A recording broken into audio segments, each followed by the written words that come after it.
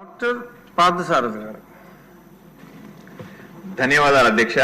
నేను ఆదోని నియోజకవర్గం నుంచి నా ముస్లిం మైనారిటీలకు సంబంధించిన సమస్యని మీ ముందు పెట్టడానికి వచ్చాను.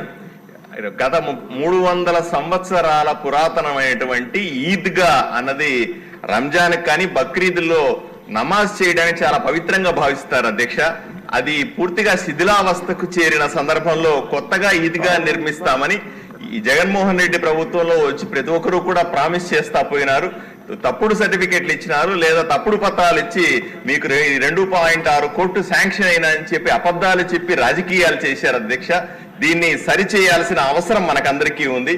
అదే సందర్భంలో తెలుగుదేశం పార్టీ అధికారంలో ఉన్నప్పుడు 2014-19లో పేద ముస్లింస్ కోసం షాదీఖానా ఏర్పాటు చేశారు అధ్యక్ష. ప్రభుత్వం పోగానే అర్ధాంతరంగా దాన్ని ఆపేశారు. దాన్ని పూర్తి చేయాల్సిన అవసరం కూడా ఉంది. మిలాదు నబీ పండగ తప్పనిసరిగా ముస్లిం మైనారిటీలకి చాలా ముఖ్యమైన పండగ.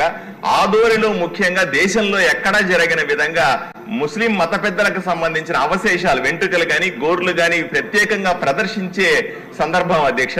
దీనికోసం ప్రత్యేక ఏర్పాట్లు చేయాల్సిందిగా ప్రభుత్వాన్ని కోరుకుంటున్నాను అధ్యక్ష.